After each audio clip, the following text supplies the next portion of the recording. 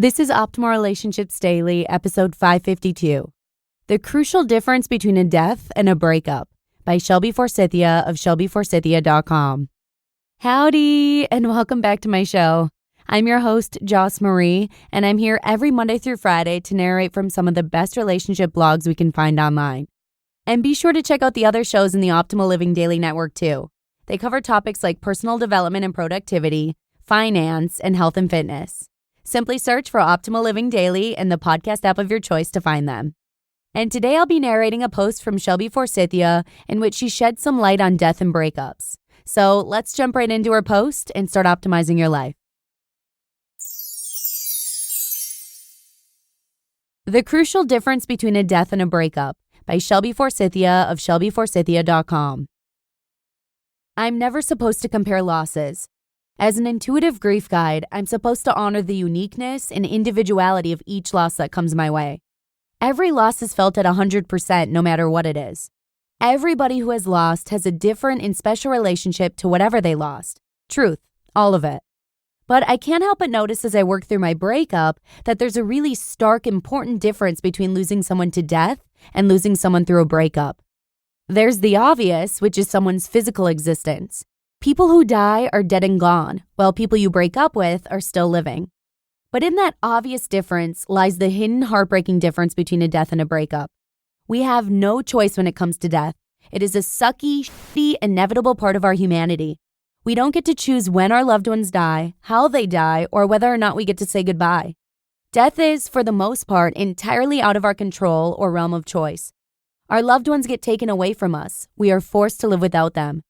But a breakup is a choice. Whatever the circumstances, abuse, fundamental differences, morals, family, simply not getting along like you thought you would. A breakup is an active decision to no longer do life with someone. And the hardest part of a breakup is not that the relationship is over. It's that you have to watch them keep on living without you. Don't get me wrong here. I'm not trying to diminish the impact of death. But breakups, they just have a whole other element to them. With death, you mourn the future. All of the dreams and plans and wishes and hopes and expectations you created together. Death made it so those things don't get to happen now. They will never get to happen. But in a breakup, you mourn the future and then have to watch your ex live a new future without you. All of the dreams and plans and wishes and hopes and expectations you created together, plus whatever their new reality looks like. Because your ex is still alive, and so are you. New partners, new adventures, new jobs, new homes, new beliefs. That's the blessing of a breakup. Your ex isn't dead. In fact, they're very much alive. So much alive that they have given you a whole new pain to grieve, a future that doesn't include you. Rejection, elimination, exclusion. Can you say, ouch? With death, you get to hold on to your fantasies of what the future looks like. It's like time stands still when someone dies. Because the future never gets to happen the way you dreamed when they were living, you get the gift of keeping those memories alive in your heart and in your mind. But with a breakup, you watch your fantasies get dismantled as both you and your ex continue to live and exist in the world. Not only does your future with them no longer exist, an entirely new reality has taken its place. It's a cruel, cruel combination of, my life doesn't look how I expected it to, and in fact, it's something else entirely. The big difference between a death and a breakup is that in a breakup, you and the person you lost have consciously chosen to be apart. And that means watching them grow, change, flounder, thrive, and plain old exist without you. That in itself is a pain worth grieving. Society doesn't give the same attention to breaking up as it does to death. With death, there are headlines, vigils, ceremonies, social media campaigns, outreach. There's an emotional focus on who they were, what we'll miss, what made them great. Love and support and casseroles appear and make themselves known. With breakups, there are logistics, scandals, questions, a focus on what's next.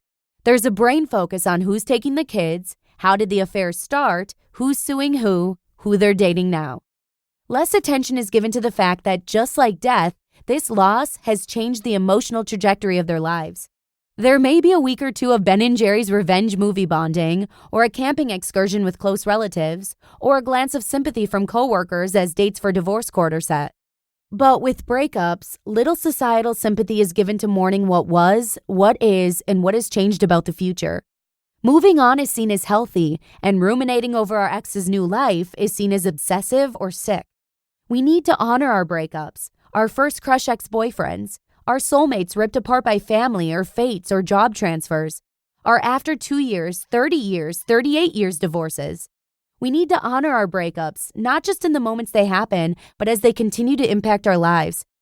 Discovering my introverted ex is now an outspoken Facebook political activist? Cool, but wow, I wish I could have been a part of that growth.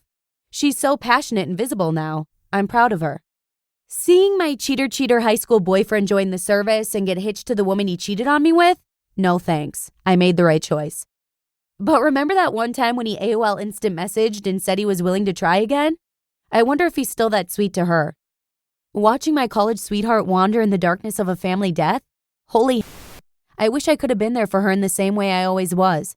I did what I could, but we agreed that's not my place anymore. She has to find her way on her own. Society says death is worse than a breakup. At least they're still alive. I say death is different than a breakup. They both hurt like in totally different ways. Them still being alive just gives us new things to grieve. We need to take breakups more seriously because they affect our lives and our relationships going forward. All losses do. But breakups especially set the tone for how we treat our future partners, our families, and our friends. And how people respond to our breakups determines how seen, safe, and supported we feel in the world. So, the next time someone wants to talk about how they just saw on Facebook that their ex is flying to Seattle with their knockoff lookalike clone, listen, they're sharing their grief with you. Don't scoff, don't roll your eyes, don't comment on how they need to stop creeping and focus on their own lives. They are mourning a future that never got to be. They are wrestling with this new future that for whatever reason, they don't get to be a part of anymore. They are recognizing in their own way that they are losing one more piece of their ex to an alternate reality. Let's soften our post-breakup focus on moving on, cutting ties, being done. Let's shift our focus to acknowledging new realities, listening to pain, and simply being there. You just listened to the post titled, The Crucial Difference Between a Death and a Breakup by Shelby Forsythia of ShelbyForsythia.com. A huge thanks to Shelby for reminding us to create space for ourselves when it comes to death and breakups. Both warrant a time for grieving and acknowledging pain and life changes. But with that, I'm going to go ahead and wrap up today's episode. Thanks so much for joining me here. Have an amazing rest of your day, and I'll see you again tomorrow, where your optimal life awaits.